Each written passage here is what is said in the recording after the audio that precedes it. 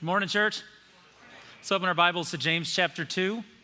If you're visiting Christ Church today, my name's Mark. I have the privilege of being one of the ministers. We're glad you're with us. Maggie has already explained where we are in this series. We're excited to be here, but isn't it awesome that it's not going to be 99 degrees today? Is that good? Can we thank God for that? My HVAC needs a Sabbath, yes.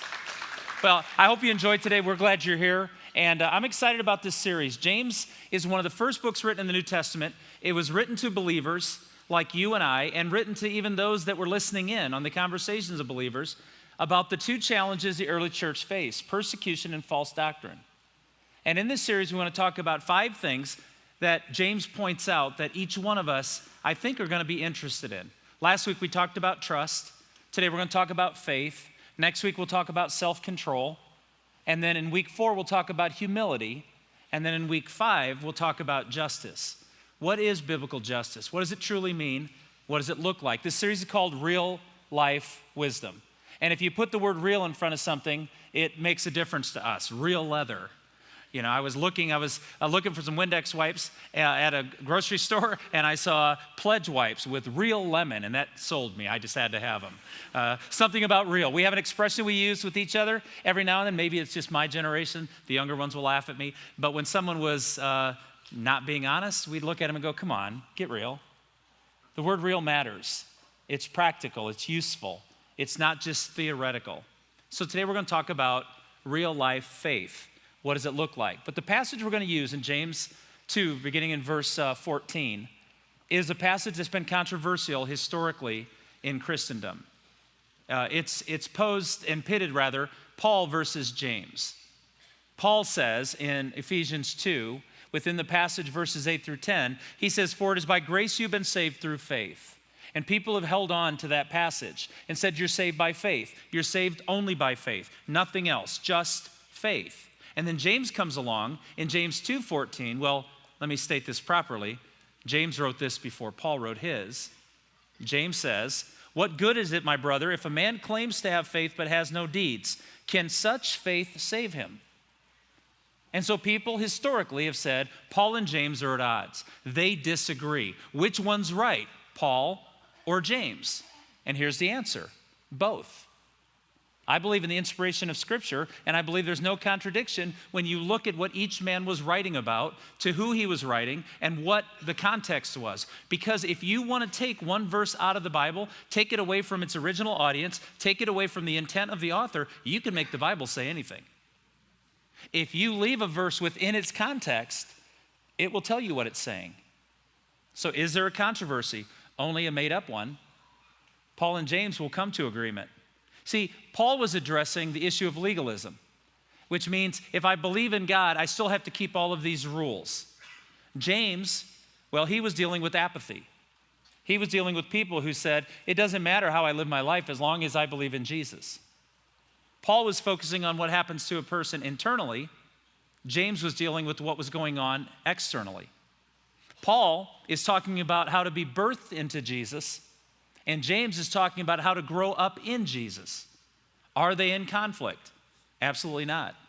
Paul said this in Ephesians 2, "For it is by grace that you've been saved through faith, for a life of good works that God has already prepared for us to do." There's no controversy. Paul says, yes, you're saved by faith so that you can work out your faith in your life. There's no controversy. But there's been one made up. So what is this faith we're talking about? What does it look like? Well, some of you have heard me say this before, and just not to repeat myself, so you understand that I'm not going to go after this negatively today. That's not my trend. That's not what I want to accomplish. But I want to say that sometimes you can define a word best by what it's not before you define by what it is. When you limit the scope, then you can have a better understanding of what we're dealing with. So what I'd like to do is give you 4 definitions of what real faith is not, and then I'd like to give you what I believe it really is according to James and his writings. So let's look at it that way. Number 1, faith is real when it is not just something you say. It's not just a profession. In verse 14, "What good is it, my brother, if a man claims to have faith but has no deeds? Can such faith save him?" It's a rhetorical question. But James points out that this person claims to have faith. They'll say they do, but there's no demonstration of it. It doesn't say he has faith, it says he claims it. And according to Gallup polls, every American's a Christian. Everyone proclaims that they believe in Jesus. Everyone says that I'm a Christian, I'm a good person, I try really hard. The last poll that I could find, 50 million Americans say I'm born again. Yet what I find fascinating is if you look at church attendance across the country, there aren't that many people going to church. Now, I know going to church doesn't make you a Christian any more than going to a theater makes you an actor. But we all know, don't we, that if you're going to be a part of the kingdom work, you're going to be a part of the kingdom people. And so if 50 million people say they're believers, but not that many people participate in the work of the kingdom, it may just be something we're saying. Because we call anybody a Christian who tells us they are. And I want to be really cautious and clear on this one. If you think I'm going to stand on this stage and decide who's in or who's out, it would be fun, but it would be ineffective. I can't even figure out how to live my own life, nevertheless decide where anybody else is going. Because one of the things Jesus has told us clearly, you and I do not get to decide the eternal destination of a single person. Only Jesus himself does that. We need to encourage all men to pursue him, all women, all children, all nations to pursue him. He's the final judge. We never will be. However, Jesus did tell us in Matthew 7:16 very clearly, by their fruits you will know them. By the evidence of their behavior, by the choices they make, by the way they live out this profession. Because not everybody who's a professor of Christianity is a possessor of new life.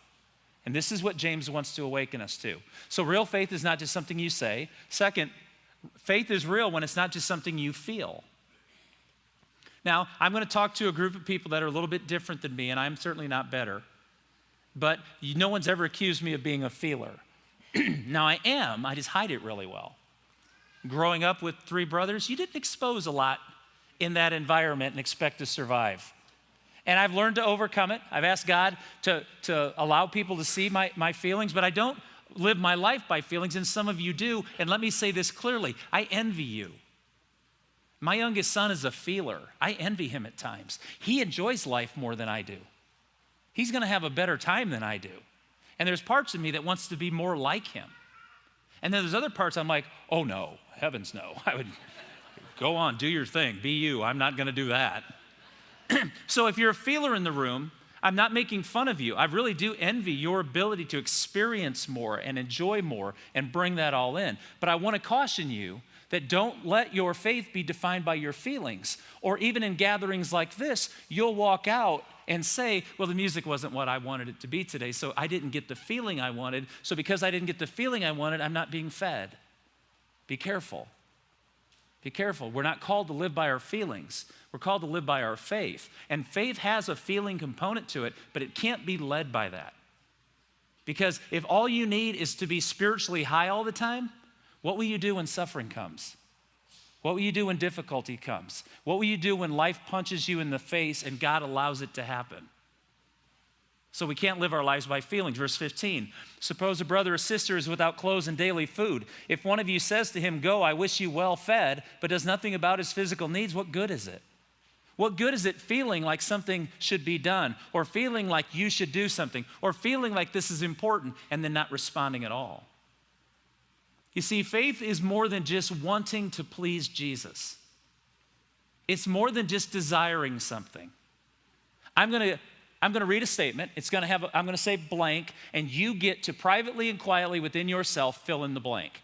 There's two of them. Listen to the sentence carefully. I am not the quality of blank I want to be because I am blank.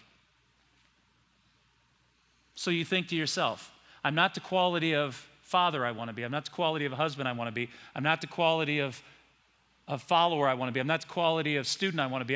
Not the quality of, and then why am I not that way? You see, it's not hard for us to define within ourselves what we wish we were. I mean, because if feelings and desires were all it took, I would be thin. And I would have won the marathon. And I would be wearing a small t-shirt to let you know I work out. I don't. I feel like I should. I feel like I want to, but that chair is so soft. Feelings. Faith cannot be led by feelings. It has to be something more, something deeper. Real faith takes initiative. When you say, I wish I were a better this, it takes effort to overcome that, not just feelings and sentiment. 1 John 3:17, John wrote, if anyone has material possessions and sees his brother in need but has no pity on him, how can the love of God be in him? That's a bold statement, isn't it? Because right now, you read what's going on in Baton Rouge and you realize thousands, could be multiple thousands now, are without homes, have lost all of their possessions. We see it on the news, and it's really easy to sit here in middle America and say, wow, I feel for them. But what are we going to do? How are we going to respond? Because feelings don't get you off the couch. Feelings just make you feel better about your feelings. It's a circular thing. James 2:17, in the same way, faith by itself, if it's not accompanied by actions, is what? Dead. Okay, so you feelers in the room are like, enough, I got it. And some of us are sitting back going, give it to him, preacher. Now it's our turn. Faith is real when it's not just something you think. So here's the rest of us. We rational, logical ones. We who measure and weigh everything out and decide whether it's right or wrong. This is our time. Because there are many, many people who like to believe that faith is a proposition to be pondered and not something to be practiced. That they'll sit and think about Jesus and meditate about Jesus and read about Jesus, and their hands and feet never engage Jesus. So it's not just something we think about. It's not for people to have as an intellectual trip. For those of us who have studied the Bible academically, it is one of the most dangerous things you can enter into if you have no practical faith. Because you can talk yourself through theologians for the centuries into concepts and ideas that are weighty and heavy and deep and intricate, but don't help a neighbor who's starving or a person who's hurting. And so we have to be careful of this too. Verse 18. Some will say, you have faith, I have deeds. Show me your faith without deeds, James says, and I will show you my faith by what I do. See, he's posing this intellectual objection that you have faith and I have deeds. That's great. How about different strokes for different folks? You live out your faith your way, I'll live out faith my way, and James says, be careful. He's imagining this argument. I read it one time, faith is like calories. You can't see them, but you can sure know they're there. Can I have an amen? Right? When faith is present, it's going to make a difference in you. It's going to demonstrate itself in each one of us. 2 Corinthians 5:17 from the Contemporary English Version. Anytime a person becomes a Christian, he becomes a new person inside. The old things have passed away and all things become new. Let me explain that verse in very practical terms. Would you agree with me that if you grabbed onto a 220 volt wire, you'd know it? If you grabbed onto the end of that, you would know a change had taken place in you, would you not? Do you believe that God's a little bit stronger and more powerful than a wire? Do you believe that the presence of God filled you? You might look different. You might respond differently. It might change the way you play this thing called life. I do. See, I don't see how someone as big and powerful as God can move into my life and it not demonstrate itself outside of a mere thought, a ponderance, or a devotional feeling. Real faith is not just something we say, it's not just something we feel, and it's not just something we think. And fourth and lastly, real faith, according to James, the way I see it, is not just something you believe. And this is where the church has to awaken. Because we'll give professions of belief. I'll get an amen, a holy harumph. I'll have people come up to me, that was good. And messages aren't meant to be good. They're not meant to be evaluated by whether or not they're entertaining. Messages are challenges from the Word of God for us to become different, aren't they? For us to see and be changed and moved. It's easy for us to get in a rut. If I gave you a piece of paper right now and say, those of you that drove to the building today, how many times did you use your turn signal? You probably don't know unless you backtrack the entire way and said, well, I made so many turns, so I must have used it this many times. Well, how come you don't know right now how many times you hit your turn signal? Because you can drive here with your mind turned off. You're behind a 2,000-pound vehicle with your family in it, and you drove yourself here, and you could have been mindless the whole time. And if you can do that with the safety of your family, can't you also see yourself being able to do that in your spiritual journey too? I get up on Sunday morning at the same time, I come to the same place, I do the same things, and it cannot be mentally accessed at all. I just can get in a rut. Now, I'm not making fun of you. Grab the wire, wake up. Because if you don't lead this, if you don't own this, if we don't open our minds to making some changes, if you want to shock the world, get up and come at 8 o'clock here for services. And I love Jesus, but not that much. Why? Because you'd have to get up before God to get here by 8 o'clock. And it's Sunday, and I don't know. No, I'm not saying that being here at 8 makes you more, yeah, I am. No. So being here at 8 doesn't make you more spiritual than those who come at 11 or 10:45 or whenever. But notice that some of you have only come to this service. And when you can't make it at 9:15, you don't come. Because you're in a lane, and it's mindless, and I just do what I always do. And what we say, we believe in Jesus, but that belief would alter our every moment, our every experience. Verse 19, you believe that there is one God? Good. Even the demons believe that and shudder. Let me tell you what I mean by the word belief. Who is Jesus to us? Is he God Almighty? Is he the creator of the heavens and earth? Is he the Son of the living God? Is his death on the cross for each and every one of us? And we'll say, I believe all 4 of those things are true. So does Satan. Have you ever noticed when you read Matthew, Mark, Luke, and John that every single time Jesus comes in the presence of a demon, the demon professes who he is? And sometimes it makes me laugh. Jesus tells him to chill. Jesus will walk in a room, and demon will go, that's the Son of God. And Jesus will be quiet.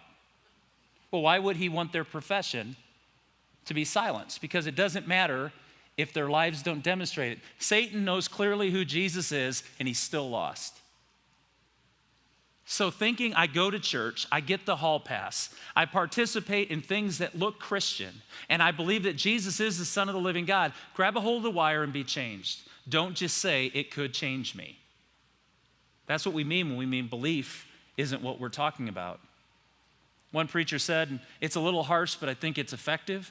He said, a lot of folks are going to miss heaven by 18 inches, which is the distance between your brain and your heart, between what you know to be true and how you choose to live that out. See, James 2:20, but are you willing to recognize, you foolish fellow, that faith without work is useless? So it's not something we say, think, feel, or say we believe. What is faith? Faith is real, according to James, when it's something that compels you, when it's something that leads your life, not just as a part of your life, but it is the purpose for which you live. And James gives 2 illustrations that couldn't be more distinct when you measure them. In fact, one takes him 3 verses, the other one he does in 1 verse. Look with me at verses 21 through 23.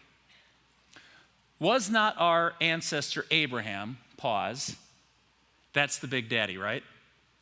His audience would have read that and gone, oh, he's talking about the father of faith. He's talking about the one man that God chose after the flood and said, I am going to make you the father that brings to this world Jesus. And he's going to be the one that we call Father Abraham. And so he says, was not our ancestor Abraham considered righteous for what he did when he offered his son Isaac on the altar? His faith and his actions were working together. His faith was made complete by what he did. Scripture was fulfilled when it said, Abraham believed God and it was credited to him as righteousness, and he was called God's friend. Now, here's a question I need to ask you. Was Abraham a believer and a follower of God before this moment? No one knows? Let me give you the answer. Yes. He had followed God. He had a relationship with God. He'd been called by God. He'd been blessed by God. He'd been led by God. Everything that would demonstrate a life of faith. And God said to him something interesting. He said, take your son, your only son. That sounds, I think I read that elsewhere in the Bible. Take your son, your only son, whom you love, Isaac, and sacrifice him to me. Offer him to me as a sacrifice. Your son whom you love. God seems, Tim Keller said it this way, and he's convicted me. He says he believes that what God was saying to Abraham was, you love Isaac more than me. So give me Isaac to show me you love me. That's harsh. And yet Abraham, as an old man, packs up his son, and he packs up his equipment, and they head to Mount Moriah. And at the foot of the hills, he tells his servant, stay here, we will come back. And he takes his son to the top, and he splits the firewood, and he builds the altar, and he places his son on the altar, and he brought a knife. He's so different than me. If I would have been asked to sacrifice either one of them, they would have said, take your oldest son, Alex, and sacrifice him. Even the thought of that weirds me out. But I'd have gone to the top of the mountain, and I'd have had Alex standing there, and I would have sat in a corner pouting, saying to God, there he is. I did it. If you want him dead, you take him. You can't expect this from me. And yet Abraham did exactly what he was asked to do. He split the wood, he built the altar, he placed his son, he drew the knife, he started to plunge the knife, and God said, you showed me your faith. And James says, it wasn't just would he. When he was willing to, it was counted to him as righteousness. His faith led him to respond, not so he would be saved, but because he already was. He already had a relationship with God, which is where faith comes from. And then, verse 24, you see that a man is justified by works and not by faith alone. And then James does something really ridiculous. He uses another example, verse 25. And in the same way, was not Rahab the harlot? Whoa, time out. You just went from Father Abraham to prostitute Rahab. James is making a massive point to his audience. Faith can be found in any life circumstance. And in the same way, was not Rahab the harlot also justified by works when she received the messengers and sent them out by another way? I don't know if the story of Rahab gets you, but here's my variation on it. When I was a kid watching The Sound of Music every spring, and we would sit down and watch that, do you remember when the Nazi soldiers were trying to catch the Von Trapp family? I know this is really spiritual, right? You with me? So remember when the Nazis came in, they went into where the nuns were, and they tried to find the Von Trapp family, and the nuns lied, and then they stole the battery cable things. Do you remember that moment in that film? As a kid, that bothered me, because I was told you never lie ever, and they lied, and the family escaped and went and sang in the mountains, and everything was great. And I was like, what happened? And it says here, Rahab, did she not demonstrate her faith when she received the messengers and sent them out another way? And he uses an example where Rahab told the people looking for the spies that they weren't there and they were on her roof. So if you say, what's that all about? I have no clue. I need you to tell me. But James says, didn't she demonstrate faith in God? She did. Look at the difference. Abraham's a man. Rahab's a woman. Does that make difference in the day James wrote this letter? You bet. Abraham is Jewish. Rahab is not. Abraham is a patriarch, a hero. Rahab's a prostitute. Abraham is a player in the game of faith, and Rahab is a spectator. Yet when each one of them, in as distinct situation as they could be in, demonstrated faith by trusting the Lord, by obeying him, by living out what he asked them to do, when both of them responded, they were both given credit for what? Real faith. Not a theoretical proposition, but a practical lifestyle. 2 Corinthians 13:5. Paul wrote this, examine yourselves to see whether you are in the faith. I don't think Paul and James disagree at all, because Paul couldn't write that if all he thought was you're saved by simply saying, I believe in Jesus. He's saying you're saved by the grace of Jesus Christ. Now the faith that saves you compels you. It drives you. It leads you. Verse 26 of James 2. As the body without the spirit is dead, so faith without deeds is dead. Now, as a young preacher, 25 years ago, I would have ended this sermon by basically telling you, now get out there and try harder. But the older I become and the more patient God's been with me, I realized that would ruin this message. That if you thought you had to try harder to make this happen. So here's what I want you to know. Faith is not believing in a methodology that will eventually win more than it loses. I'm not asking you to go out and try to think, what 2 or 3 things can I do today to prove to God I really love him, so that he'll love me more, so that I can go back to doing the things I like to do. Faith is not believing that this methodology of obeying will get you more wins and losses. Faith is actually believing that with every action of my life, with every choice I get to make, that Jesus is enough for every moment, every circumstance, and every command. It's not saying I'm going to try harder so he loves me more, or I'm going to try harder so my preacher doesn't think I've quit. I'm going to try harder so people around me believe that I really love Jesus. No, I'm going to choose that faith is believing no matter my circumstances, no matter the choices in front of me, no matter what's in here, Jesus is enough for me.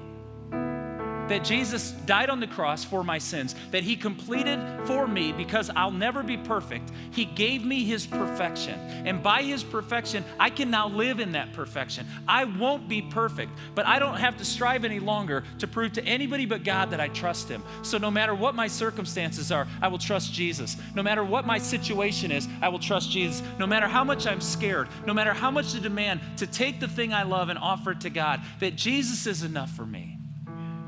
Faith is not about you and I trying harder. It's about surrendering and submitting to the one who's enough. It's trusting our everyday life. It's really about getting real. Because we live in a world that will reward you for acting like a believer. But the reward we want is not what the world gives us. The reward we want is what only God can give us. And that is to say, well done, my good and servant.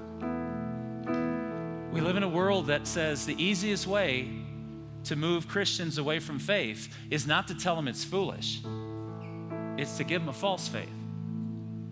To let them be 2 or 3 degrees off center. So that eventually, if you're 2 or 3 degrees off center, you just end up meandering in a way away from the core of what we want. Church, I'm not asking you to go try harder. I'm asking you to die to self and let every decision in your life be, what would Jesus desire of me? Because he's enough. So if you don't know what that means, as Maggie offered you earlier, we'd love to have a conversation with you. It doesn't happen to happen this morning. You can send us an email. You can see us at the prayer center. If you've never surrendered yourself to Jesus Christ this morning, I'm telling you, the world can never give you what you're after. Only Jesus can. And when you surrender yourself to Jesus, you die to self and live to him. It's time to get real, because faith matters and faith works. Let's stand together.